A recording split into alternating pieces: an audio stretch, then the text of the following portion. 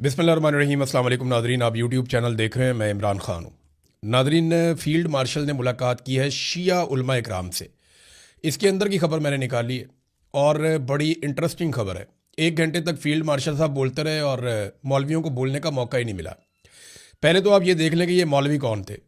ये वही सारे शिया मौलवी हैं जिनसे पहले मुलाकात की थी मोहसिन नकवी ने, और इन्हें दरबारी मौलवियों के तौर पर देखा जाता है। कुछ मौलवियों को बुलाने की बड़ी कोशिश की गई, जो उलमा इकराम है अहले तशी, बड़ी कोशिश की गई कि वो किसी तरह आए और आकर मुलाकात करें। मैं उनके नाम इसलिए नहीं लूँगा कि उनके लिए पाकिस्तान में बहुत मुश्किलात पैदा हो जाएंगी। पहले ही उनके लिए बहुत मुश्किल है और बड़ा दबाव उन पर डाला गया कि वो आर्मी चीफ को मुलाकात करने के लिए आएँ, लेकिन वो उलमा इकराम नहीं आए। उनमें जो 2 उलमा इकराम हैं उनका ताल्लुक़ गिलगित बल्तिस्तान से है। एक बड़े आलिम दीन है, उनका ताल्लुक़ पारा चनार से है, जिन्हें पूरी कोशिश के बावजूद नहीं लाया जा सका आर्मी चीफ से मिलवाने के लिए। जबकि वादतुल मुस्लिमीन, ये मजलिस वादतुल मुस्लिमीन एक बड़ी जमात है और इसके बहुत सारे उलमा को रब्ता किया गया, लेकिन इसमें से भी कोई आलिम दीन आर्मी चीफ से मिलने के लिए नहीं आया। तो रह गए बाकी वही आलिम दीन जो ताहिर अशरफी टाइप के हैं या दरबारी टाइप के जो मुल्ला होते हैं, वो रह गए। अब ये मौलवी पहुंचे, देखें एस्टेब्लिशमेंट को पसंद भी इसी तरह के मौलवी हैं। वो चांद देखने वाले मौलवी नहीं होते, इस टाइप के मौलवी एस्टेब्लिशमेंट को पसंद है। अभी वो भी वहाँ पे एक मजाक उड़ रहा है कि चांद देखने के लिए 15 बड़े मौलवी इकट्ठे हुए, रोयते हलाल कमेटी, कि जनाब चांद निकला या नहीं निकला। ये तो फैसला हुकूमत करती है कि उन्होंने ईद किस दिन करनी है। हुकूमत की अपनी सवाब दीद होती है, तो हुकूमत पहले ही मौलवियों को नॉर्मली बता देती है, जो मुझे समझ है इसकी। तो वो मौलवी आए, चांद चूंद देख के चले गए। बाद में जो जर्नलिस्ट वहाँ पर मौजूद थे उन्होंने उसके अंदर देखा, जाके कैमरा में जो वो दूरबीन लगाई हुई थी उसके अंदर देखा, तो उन्होंने इंकशाफ किया जी ये तो दूरबीन ही उल्टी लगी हुई है, यानी वो मामला ही सारा उल्टा हुआ है। और मौलवी यहाँ पे देखकर चले गए और किसी एक मौलवी ने भी नहीं कहा कि जनाब इसको कुछ सीधा विधा करें। बहरहाल अब वो उसकी तौजीह दी जा रही है कि जनाब ये ऐसे ही होती है। बहरहाल जैसे भी होती है, ये मौलवी इसी तरह के और ऐसे ही उल्टी मशीनें देखने वाले मौलवी जो हैं वो एस्टेब्लिशमेंट को पसंद है इस किस्म के। ये वहाँ पर जो जर्नलिस्ट हैं उन्होंने ये कहा था, उन्होंने ये दावा किया कि ये मौलवी क्या देख कर गए हैं, और किसी ने इसके अंदर कोई शिकवा या कोई बातचीत भी नहीं की।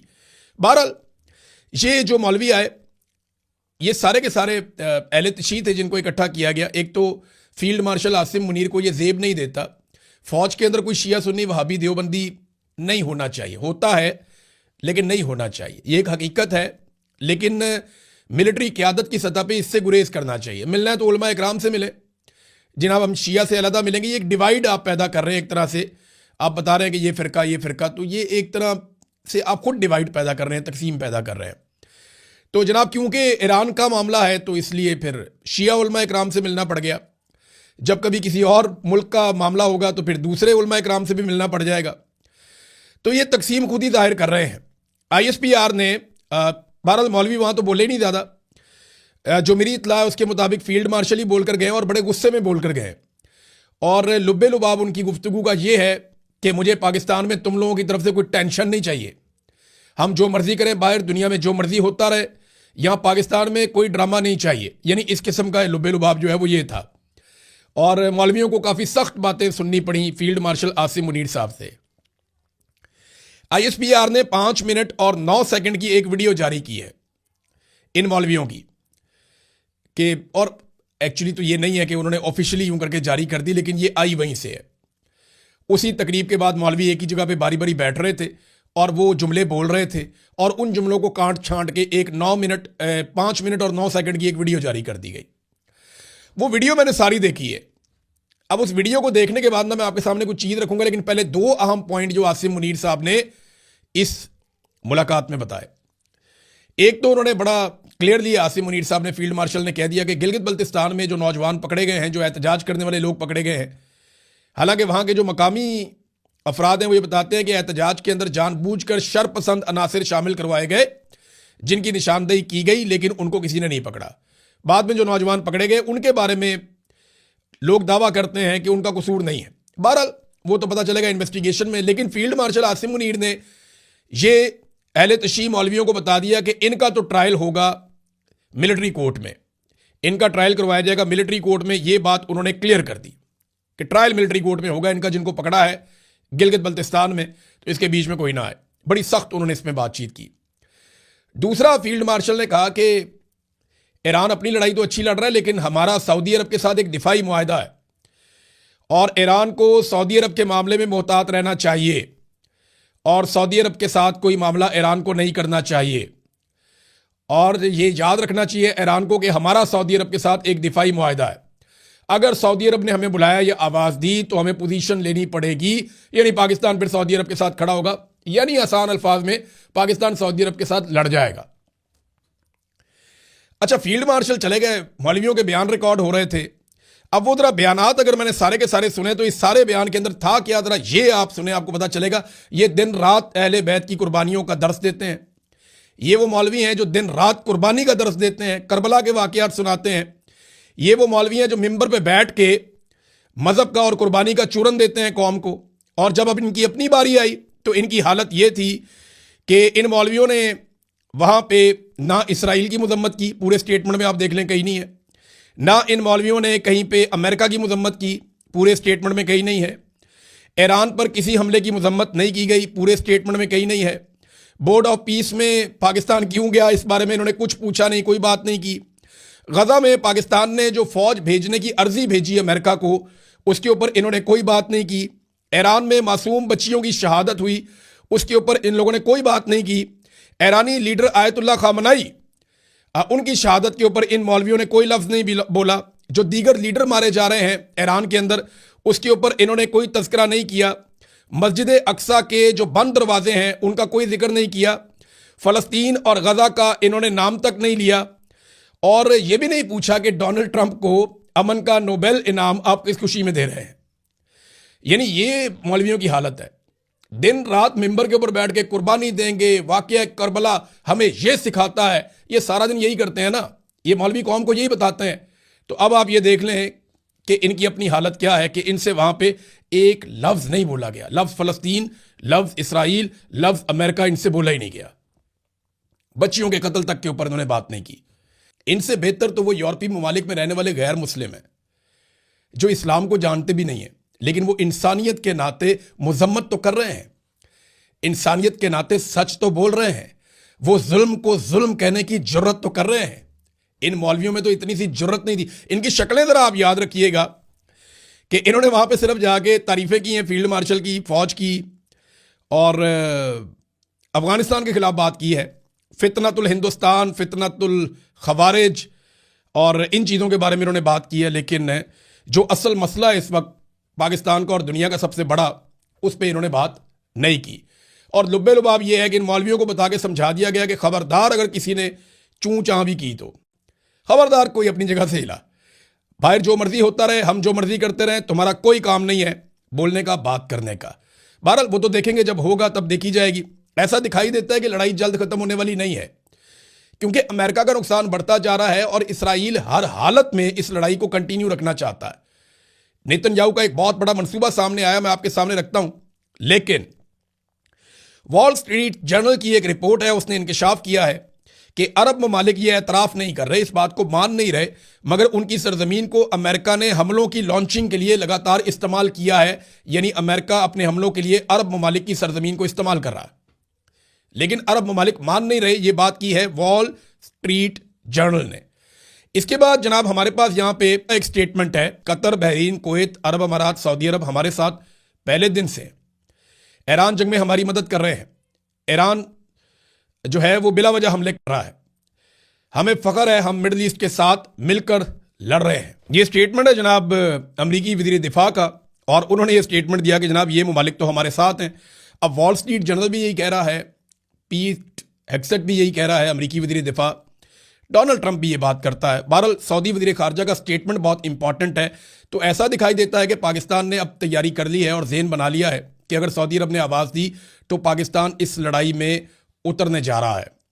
सऊदी वज़ीर ख़ारजा का स्टेटमेंट मैं आपके सामने रखता हूँ, जो इस मौके पर बड़ा अहम है। सऊदी वज़ीर ख़ारजा शहज़ादा फैसल बिन फरहान का मुसलमान ममालिक के वज़ीर ख़ारजा के साथ अहम इजलास के बाद ईरान के खिलाफ सख्त बयान। ईरान के अंदाजे गलत हैं, वो समझता है कि खलीजी ममालिक जवाब देने की सलाहियत नहीं रखते। हम किसी ब्लैकमेलिंग के आगे झुकेंगे और ना ही किसी धमकी से मरगूब होंगे। ईरान को फौरी तौर पर अपने हमले बंद करने होंगे और अपनी दुश्मनाना पॉलिसियां तर्क करना होंगी। ईरानियों ने पैगाम को नहीं समझा और अपने पड़ोसियों के खिलाफ हद से तजावज़ किया है। ईरान की जानिब से तवानाई की सप्लाई को निशाना बनाना पूरी दुनिया को मुतासर करता है। ईरान का तर्ज अमल तवील अरसे से मुसल्लह मिलिशियाओं और इंतहा पसंद ग्रोहों की हमायत पर मबनी रहा है। ईरान को यह समझना होगा कि इसके रवैये की संगीन नताइज बरामद होंगे। हम ईरानी जारहियत को रोकने के लिए हर मुमकिना ज़रूरी वसीला इस्तेमाल करेंगे। मुमलिकत और इसके शराकतदार बड़ी सलाहियतों के हामिल हैं और हमने जो सब्र दिखाया वो लामहदूद नहीं है। ये सब्र का ख़त्म होना 1 दिन, 2 दिन या 1 हफ्ता भी हो सकता है, मैं वक्त नहीं बताऊंगा। यानी ऐसा लगता है कि अगले 1 हफ्ते के अंदर अंदर अरब ममालिक जो है वो अनाउंसमेंट कर सकते हैं और फिर उनको लड़ाई में उतरेंगे तो पाकिस्तान को भी उतरना पड़ेगा। और पाकिस्तान में शिया उलमा इकराम को बुला के आर्मी चीफ ने उन्हें कह भी दिया है, एडवांस शटअप कॉल इसको कहते हैं, उनको दे दिए कि खबरदार किसी ने चूं चां की तो हम बाहर जो मर्जी करें। और अमेरिका ने भी बता दिया है, वॉल स्ट्रीट जर्नल ने भी कह दिया कि अरब ममालिक हमारे साथ हैं। उनके वज़ीर दिफा ने भी इस बात की तस्दीक कर दी है। और वज़ीर ख़ारजा जो हैं सऊदी अरब के, उन्होंने एक बड़ा सख्त बयान भी दे दिया है। डोनाल्ड ट्रंप की हालत ऐसी है कि इस वक्त द इकोनॉमिस्ट ने उनकी एक तस्वीर जारी की है और उसके ऊपर एक स्टेटमेंट भी दिया है कि ईरान में जंग डोनाल्ड ट्रंप को कमज़ोर और ज़्यादा गुस्से वाला बना रही है। सदर की सियासी सुपर पावर को कम करके उनकी लापरवाह मुहिम उन्हें मज़ीद ख़तरनाक बना सकती है। सोचे समझे बगैर शुरू की गई जंग बड़ा बहरान बन सकती है। अगर ये जंग महीनों तक जारी रही तो इनकी सदारत को ज़मीन पर भी गिरा सकती है। ये जनाब सदर ट्रंप के बारे में द इकोनॉमिस्ट ने लिखा। इनकी ज़रा तस्वीर देखें आप कि सदर ट्रंप ने सर के ऊपर एक टोपी पहनी हुई है जंगी और उसके ऊपर गोलियां उनकी आंखों के ऊपर आई हुई हैं। यानी ताकत के अलावा डोनाल्ड ट्रंप को अभी कुछ भी नहीं सूझ रहा। अब नाज़रीन आ जाए उस बड़े मनसूबे की तरफ जिसकी मैं बात करना चाह रहा था, लेकिन उससे पहले ट्रंप के गुस्से का रीज़न क्या है। यहां ब्लूमबर्ग की एक रिपोर्ट है कि ईरान के खिलाफ जंग में अब तक अमेरिका के 16 जंगी जहाज जो हैं वो तबाह हो चुके हैं। 16 जंगी तैयारे, ये बहुत बड़ा नुकसान है। हमने इंडिया के 6 गिराए थे, डोनाल्ड ट्रंप ने बढ़ा के 11 तक पहुंचा दिए थे। तो डोनाल्ड ट्रंप के अपने जो हैं वो 16 अब तक तैयारे तबाह हो चुके हैं। ये इंकशाफ किया है ब्लूमबर्ग ने। अच्छा, इसके अलावा उन्होंने ये बताया कि 10 स्ट्राइक ड्रोन्स भी हैं जो तबाह हो गए हैं। 6 अमेरिकी जंगी जहाज़ों को शदीद नुकसान पहुंचा है और वो जहाज़ हैं जो तबाह होने वाले 16 जहाज़ों के अलावा हैं। यानी 6 को नुकसान पहुंच गया, 16 तबाह हो गए, ये तो फिर 22 हो गए। और उनके जो खौफनाक ड्रोन्स हैं बड़े शानदार, वो भी तबाह हो रहे हैं। तो 3 जो जंगी तैयारे हैं वो कुवैत की फिजाओं में तबाह हो गए थे पहले, और 135 टैंकर जो है तैयारे जो रिफ्यूलिंग करते हैं वो भी तबाह हुए हैं। 6 अरकान भी उसके जो हैं वो मारे गए अमेरिका के। और अभी एक जो तैयारा अमेरिका का गिरा उसकी एक फुटेज भी जारी कर दी है ईरान ने। ये जनाब दिखा रहे हैं कि ईरान ने गुज़िश्ता रात दुश्मन के 4 जंगी तैयारे तबाह कर दिए हैं। ये बात ईरानी फ़ौजी तर्जुमान कह रहे हैं कि 4 तैयारे उन्होंने तबाह किए हैं। और एक उन्होंने फुटेज जारी की है जिसमें 5th जनरेशन स्टेल्थ F-35 तैयारे को ज़मीन से हिट किया गया है। ये F-35 जो है ना दुनिया का सबसे फाइनेस्ट शानदार तैयारा, जदीद तरीन 5th जनरेशन का, और इसको रेडार नहीं पकड़ सकते। ज़मीन से इसको तबाह किया है ईरान ने। ये बहुत बड़ी कामयाबी है। उन्होंने इसकी फुटेज भी जारी की है और उनके ऑफिशियल अकाउंट से ये फुटेज जारी की गई है। अब आ जाए नाजरीन वो खेल की तरफ जो मैं आपको इस वीलॉग में समझाऊंगा। ये समझाने के लिए मैंने बहुत सारे नक्शे इकट्ठे किए हैं। ये नक्शे मैं आपके सामने रखने लगा हूं। इन्हें ज़रा आपने गौर से देखना है तो आपको समझ आ जाएगा कि नेतन्याहू एक्चुअली क्या कह रहा है। पहले आप नेतन्याहू की बात सुन लें। नेतन्याहू ने कहा कि मामला जोहरी हथियारों का नहीं है, यानी जो दिखाई दे रहा है मामला जोहरी हथियारों का दिखाई नहीं दे रहा। नेतन्याहू ने कहा कि मशरिक़े वुस्ता से तेल की पाइपलाइन इसराइली बंदरगाहों तक पहुंचाने का एक मंसूबा बनाया जा रहा है। यानी वो ये कहते हैं कि बाब मंदब को और आबनाए हुरमस को इसको नज़रअंदाज किया जाए और सऊदी अरब के रास्ते उर्दन में दाखिल हों और वहाँ से इसराइल के ज़रिए से तमाम अरब ममालिक का तेल इसराइल में जाकर जमा हो और वहाँ से सारे यूरोप को मिले, यानी मगरबी ममालिक की मौजें लग जाएं। अब ज़रा ये नेतन्याहू ने कहा है, उसका ये स्टेटमेंट है, आप इसको निकाल के सुन सकते हैं, मेरे सामने पड़ा हुआ है। अब मैं आपको दिखाता हूँ कि एक्चुअली सबसे पहला नक्शा कौन सा है। ये नक्शा देखिए, ये मिडिल ईस्ट का मैप है। इसमें आपको बहुत सारे ममालिक नज़र आ रहे हैं। मैं आपको आसान करके आहिस्ता आहिस्ता समझाऊंगा। ये पहली तस्वीर आप देख रहे हैं, ये मिडिल ईस्ट का मैप है। इसमें जो नीला हिस्सा है वो समंदर है, और जो बाकी अलग अलग कलर्स हैं वो अलग अलग ममालिक हैं। तो सबसे पहली तस्वीर दूसरी आप देखें, इसमें आपको सऊदी अरब रेड सर्कल में नजर आ रहा है। ये जो मुल्क है ब्राउन कलर का, ये सऊदी अरब है। इसके बाद अगली तस्वीर में जो सर्कल किया गया है ये ओमान है। इससे अगली तस्वीर में एक छोटा सा मुल्क है सऊदी अरब के साथ समंदर के किनारे, ये कतर है। और इससे अगली तस्वीर में जो मुल्क आपको नजर आ रहा है पर्पल कलर का, ये है यूएई, दुबई। और इससे अगली तस्वीर में एक बहुत छोटा सर्कल है जो कतर के साथ है, ये बहरीन है। और एक और मुल्क येलो कलर का ये ऊपर आपको नजर आ रहा है, ये कुवैत है। अब ये तमाम ममालिक जो हैं, इनके जो तेल के ज़खायर हैं ये पर्शियन गल्फ में, यानी जहां पे ये मैंने सारे ममालिक आपको दिखाए हैं ना, इसके सामने वाला जो समुंदर है इस एरिया के अंदर इनका ज्यादा तेल मौजूद है। अब ये इस तेल को दुनिया के पास ले जाते कैसे हैं वो मैं आपको बताता हूं, लेकिन पहले देखें ये अगला मुल्क, ये उर्दन है, सऊदी अरब से ऊपर ये येलो कलर का आपको नजर आ रहा है, ये उर्दन है। उर्दन से ऊपर आप चले जाएं तो ये लगभग पिंक कलर का आपको एक मुल्क नजर आ रहा है, छोटा सा, ये जनाब यहां फसाद है सारा, और ये इसराइल है, ये इसराइल है। और इसके पास जो पिछला वाला इसका एरिया है, यानी इन ममालिक से ऊपर वाला जो इसका एरिया है, वहां जो समंदर लगता है उसको मेडिटेरेनियन सी कहते हैं। यह समुंदर तुर्की और यूरोप की तरफ जाता है, यानी यूरोप को जो मिलाता है गल्फ के साथ या खलीजी ममालिक के साथ, वो ये वाला समंदर है जो इसराइल से ऊपर की जानिब आपको नजर आ रहा है। अब आ जाए आप अगली तस्वीर में, तो ये एक तीर का निशान आपको नजर आ रहा है, ये जिस सब्ज मुल्क की तरफ इशारा कर रहा है ये है यमन। इसको सिर्फ आपने याद रखना है।